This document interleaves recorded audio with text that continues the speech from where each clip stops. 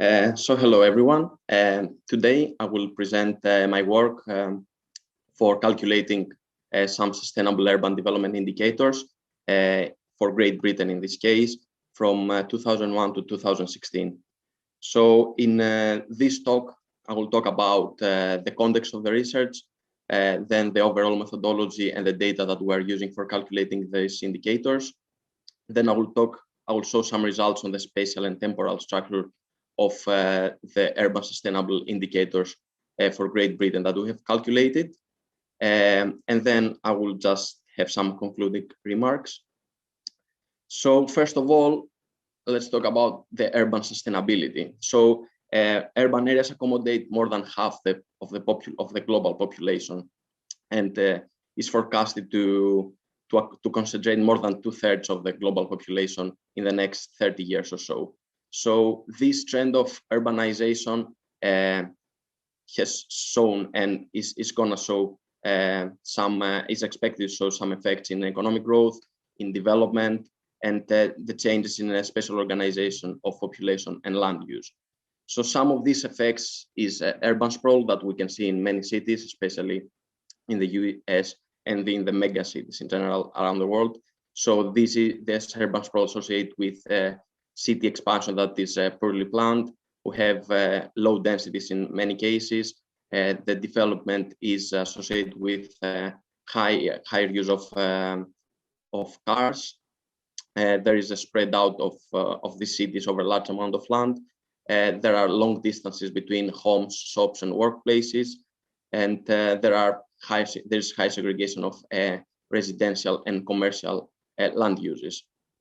However, in the last decades, international government plans are increasingly targeted at making urban areas more sustainable. So, for example, there are some urban smart growth policies that aim to foster compact and more mixed land use development in cities, create more walkable neighborhoods, and ensure the availability of public transport and open spaces for everyone. And in this way, they aim to create sustainable urban environments and improve the neighborhood social cohesion. So then how can we measure that? Which is a big question to the largest organization around the world. So United Nations, European Commission put a lot of effort on how can we measure the urban sustainability of our cities. And they do that, they encourage this monitoring across the countries because they aim to facilitate comparison across places and countries and to enable reproducibility of these indicators and results. And so the countries between themselves, they can share some good practices to make places more sustainable. So the aims of this research is to develop a set of 12 indicators that capture the urban structure over of the 12 largest urban British areas over the last 15 years, from 2001 to 2016, with 5-year intervals. And we do that by using a set of historical datasets from Ordnance Survey. So our specific aims is to develop a set of 12 indicators at 1 kilometer square grid level to measure 3 dimensions of urban structure. That these are compactness, green space availability, and walkability. To build composite indices to combine individual indicators by the domains I mentioned before, but also to create an overall sustainable urban development index of British neighborhoods.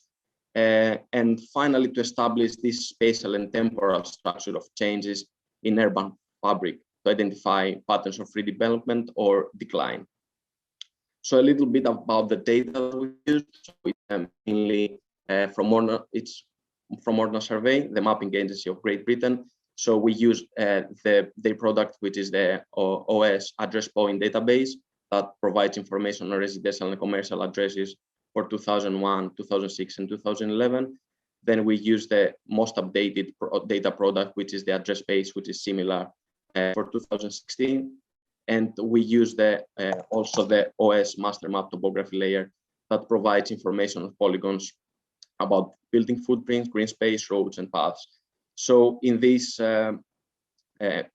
map, you can see just 2 kilometer square grids and how much information there is in them. So we just wanted to take all this information and create some simple indicators to summarize what happens in these areas.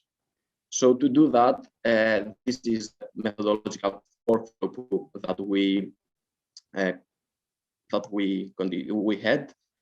So first of all, we aggregate all the data, which are point or polygon data, into our 1 kilometer square grids, and then we split them into domains.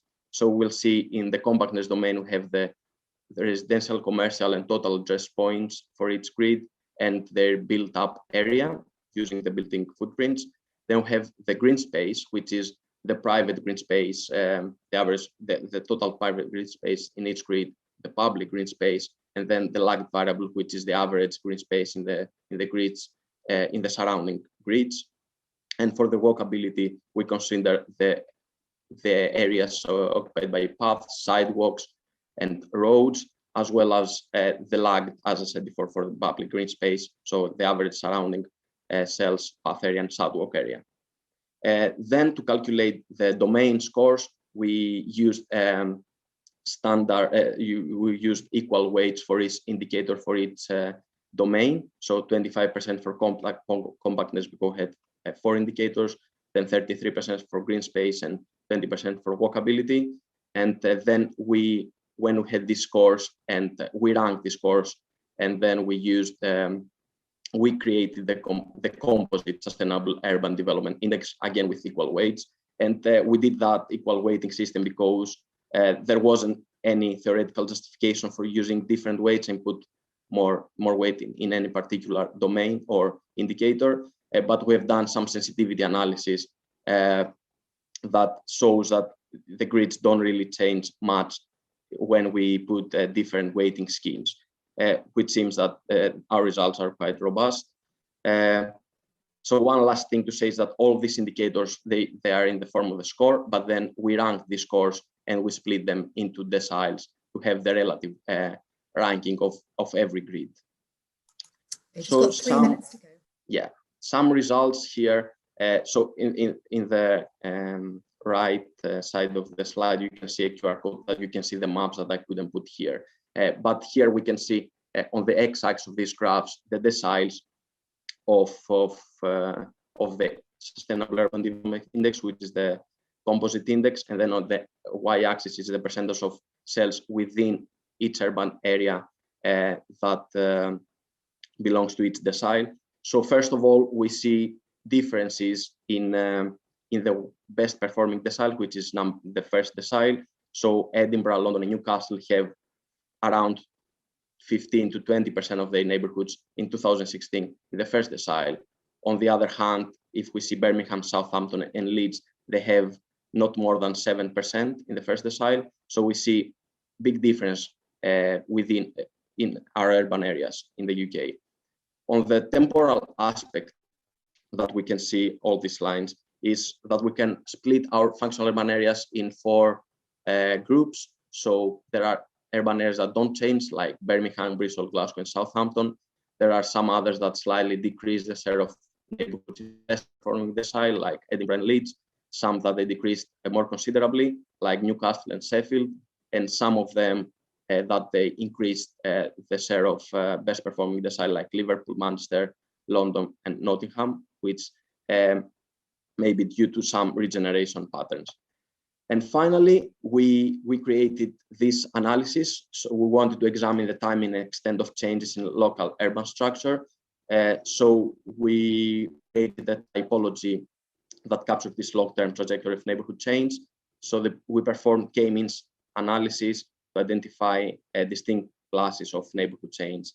So the input data was the absolute difference in decile for each cell in the period from 2001 to 2016 and each sub-period. So we can identify whether there was a change and when this change happened. So if we take, for example, this cluster, which is an increase in the Sustainable Urban Development Index, it's mainly attributed to walkability, and this is for the whole period. But then we can see that the change mainly occurred in the period between 2001 and 2006, but mainly in 2006 and 2011. So again, you can check these maps as well. And just to conclude, what we try to do and what are some limitations or some further research that we could do is we developed a multidimensional measure of urban structure by considering also the temporal perspective as an important factor. We identify a uniform increase in the ranking of neighborhood in and around city centers, which may be a result of public expenditure or development urban centers or areas of interest, such as waterfronts. We see improvements in the Sustainable Urban Development Index ranking, mainly due to increase in walkable spaces, but not a single urban feature like compactness or green space is responsible for the decrease. And finally, this method could be used as a tool to help on identifying successful intervention that can act as best practice example to be applied in areas that lack this urban sustainability. However, we could extend this work beyond the compactness, green space, and walkability to housing, education, air quality as well, or more than that, and whether the data are available. Use different spatial arrangements, so we can use either smaller or larger grids, but also urban blocks. And also, all this workflow can be compatible with openly available datasets, such as OpenStreetMap and satellite images that can be applied to other countries as well. So that's it. Thank you very much.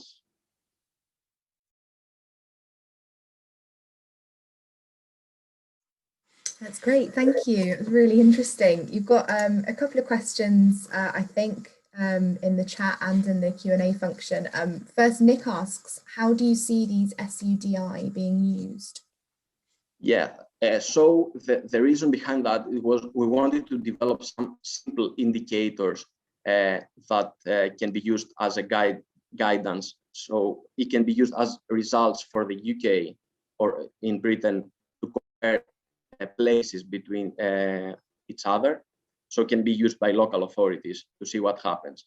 But further than that, this framework can be used by other countries to develop this kind of indicators and apply this the same methods to identify places. So it can be both used as a methodology or as a tool, but it can also be used to answer some questions about the sustainability in Britain and how things change across British urban areas. Brilliant, thank you. Nina says, thank you for the talk, Nikos, very interesting. How do you think that these physical environment changes are mirrored in social changes? Are they paired with increased gentrification, or do they seem to occur elsewhere as well? Yeah, that's a good question. And I think this is one of the points that we would like to develop further as well. So in this case, yeah, we see the physical environment, but in many cases, this can be matched with some gentrification patterns and some replacement of populations. So, I mean, I don't have a definite answer for that, but I think it will be very interesting to see how this physical environment change is reflected to actual socioeconomic change. And yeah, I mean, I hope this answers. No, that's fantastic. I can't spot any further questions in the chat or Q&A. We do have another couple of minutes because it's just been absolutely spot on timing, which has been great. I was just wondering, just sort of more of a